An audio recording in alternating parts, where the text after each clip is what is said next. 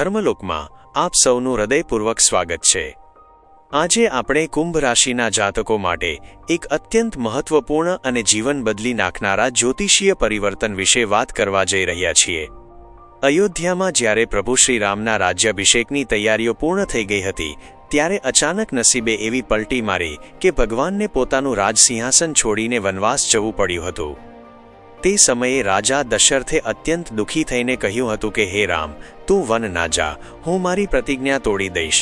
પણ ત્યારે રામે મર્યાદા પુરુષોત્તમ હોવાનો પુરાવો આપતા કહ્યું હતું કે રઘુકુલ રીત સદા ચલી આય, પ્રાણ જાય પર વચન ન જાય। પિતાજી, હું મારા કુળની મર્યાદા અને આપના વચનોની રક્ષા માટે વનવાસ જરૂર જઈશ। 14 વર્ષનો કઠિન વનવાસ ભોગવ્યા પછી જ્યારે ભગવાન પાછા આવ્યા, ત્યારે જ તેઓ તે ભવ્ય રાજસિંહાસન પર બિરાજમાન થઈ શક્યા હતા।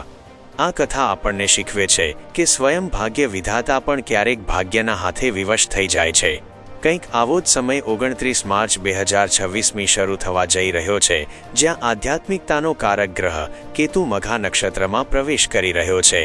મઘા નક્ષત્ર સ્વયં કેતુનું નક્ષત્ર છે અને તેનું પ્રતીક એક ભવ્ય રાજસિંહાસન છે। હવે વિચારવા જેવી વાત એ છે કે જ્યારે એક સંન્યાસી જેવો ગ્રહ રાજસિંહાસન પર બિરાજશે, ત્યારે તે આપણા જીવનને વનવાસ તરફ લઈ જશે કે આપણને સત્તા અને હોદ્દો અપાવશે। કુંભ રાશિના જાતકો માટે અત્યારે કેતુ તમારા સપ્તમ ભાવમાં બિરાજમાન છે, જે સૂર્યની રાશિ છે।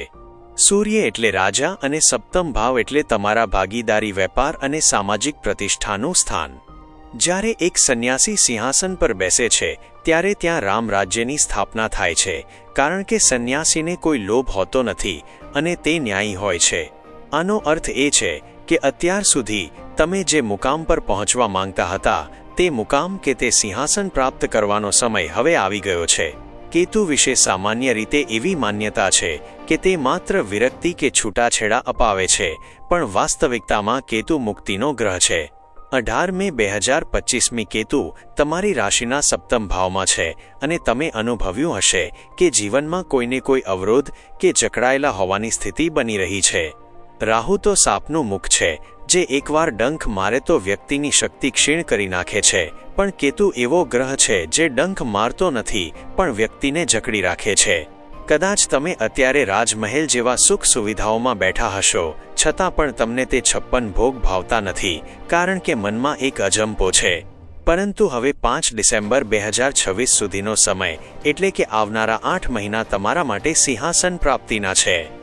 તમારો સપ્તમ ભાવ એ વેપારનું સ્થાન છે અને દશમથી દશમ હોવાને કારણે તે તમારા કરિયરનું પણ પ્રતિબિંબ છે। આથી કરિયર ક્ષેત્રે ઉન્નતિ માટે આ 8 મહિના અત્યંત સશક્ત અને બળશાળી સાબિત થશે।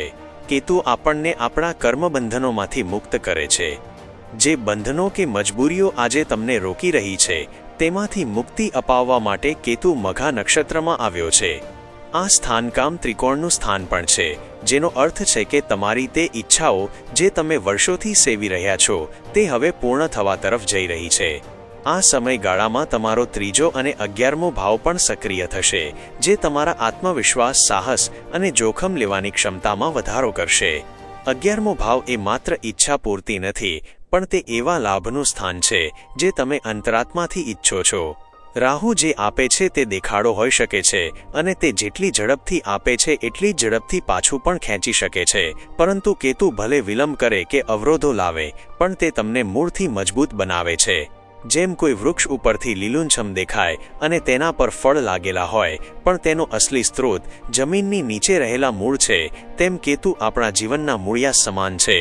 અત્યારે તમારી રાશિમાં રાહુ બિરાજમાન છે, જે તમારી ઈચ્છાઓને પ્રબળ બનાવી રહ્યો છે, પણ આ અંધાધૂંધ દોડમાં કેતુ જ તમને બચાવશે। જીવનમાં જ્યારે નળ ખોલીએ અને પાણી ન આવે, ત્યારે આપણે નળને દોષ આપીએ છીએ, પણ ખરી ખામી અંદરની પાઇપલાઇનમાં હોય છે। એ પાઇપલાઇન એટલે કેતુ। જો તમારા પાયા મજબૂત હશે તો જ સફળતા ટકશે। આ માટે કેતુના 2 શસ્ત્રો છે, ત્યાગ અને ભક્તિ। ત્યાગનો અર્થ એ નથી કે બધું છોડી દેવું, પણ તમે જે કામ કરો છો તેમાં તમારું 100% સમર્પણ આપ્યા પછી તેના પરિણામની ચિંતા છોડી દેવી એ જ સાચો ત્યાગ છે। જ્યાં સુધી આપણે દોરડાને પકડી રાખીએ છીએ, ત્યાં સુધી ઈશ્વર વચ્ચે આવતા નથી, પણ જે ક્ષણે આપણે અર્જુનની જેમ શરણાગતિ સ્વીકારી લઈએ છીએ, ત્યારે ભગવાન પોતે આપણા જીવનના રથના સારથી બની જાય છે। બીજી વસ્તુ છે ભક્તિ. ભગવાન ક્યારે એ નથી જોતા કે તમે કેટલી માળા ફેરવી કે કેટલા પાઠ કર્યા, પણ તે તમારા ભાવને જુએ છે. બ્રજની ગોપીઓ પાસે કોઈ મોટી ડિગ્રી કે મંત્ર સાધના નહોતી, પણ તેમની પાસે પ્રભુ પ્રત્યે અતૂટ પ્રેમ અને વિશ્વાસ હતો. જ્યારે શ્રીકૃષ્ણ બીમાર પડ્યા ત્યારે મોટા મોટા વૈદ્યો તેમને ઠીક ન કરી શક્યા, પણ ગોપીઓના ચરણોની રજ જ્યારે ભગવાનના મસ્તક પર લાગી ત્યારે તેઓ તરત જ સાજા થઈ ગયા હતા. આ જ પ્રેમ અને ભક્તિની શક્તિ છે.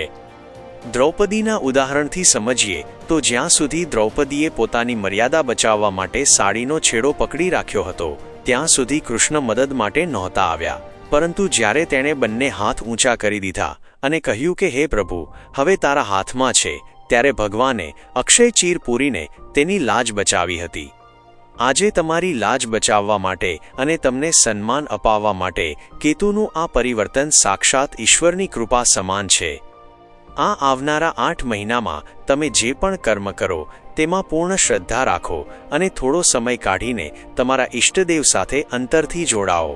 કેતુ તમને તમારા દુર્ભાગ્યમાંથી બહાર કાઢીને સૌભાગ્યના સિંહાસન પર બેસાડવા તૈયાર છે. જીવનમાં આવતી નાની નાની મુશ્કેલીઓથી ગભરાવાની જરૂર નથી, કારણ કે હવે તમારી રક્ષાનો ભાર કેતુએ ઉપાડી લીધો છે. વિશ્વાસ રાખજો કે આ સમય તમારા જીવનમાં એક મોટું અને હકારાત્મક પરિવર્તન લાવશે. આશા છે કે આપ સૌને આ વિગતવાર વિશ્લેષણ ગમ્યું હશે અને તમે આ પરિવર્તનને સકારાત્મક રીતે સ્વીકારવા તૈયાર હશો. જો તમને મારી સમજાવવાની રીત યોગ્ય લાગી હોય અને આ માહિતી તમારા જીવનમાં ઉપયોગી સાબિત થાય તેવું લાગતું હોય તો તમારા પ્રતિભાવો કોમેન્ટમાં જરૂર જણાવજો. વિડિયો ગમ્યો હોય તો લાઇક કરજો અને જો હજુ સુધી તમે અમારી ચેનલને સબસ્ક્રાઇબ નથી કરી તો અત્યારે જ કરી લેજો, જેથી આવી જ આધ્યાત્મિક અને જ્યોતિષીય જાણકારી તમને મળતી રહે. આપ સૌનો આ દિવસ અને આવનારો સમય અત્યંત મંગલમય રહે તેવી પ્રાર્થના સાથે હવે રજા લઉં છું. ફરી મળીશું એક નવા વિષય સાથે. આભાર. અમારા વિડીયોને અંત સુધી જોવા બદલ આપનો ખૂબ ખૂબ આભાર. જો તમને આ માહિતી ગમી હોય તો તમારા મિત્રો અને પરિવાર સાથે શેર કરવાનું ભૂલતા નહીં. ધર્મ અને આધ્યાત્મિકતાના માર્ગે સાથે ચાલવા માટે આજે જ ધર્મલોક પરિવારનો હિસ્સો બનો. તમારી એક લાઇક અને સબસ્ક્રિપ્શન અમને વધુ સારું કામ કરવાની પ્રેરણા આપે છે. ભગવાન આપની દરેક મનોકામના પૂર્ણ કરે તેવી મંગલ કામના. જય શ્રી કૃષ્ણ.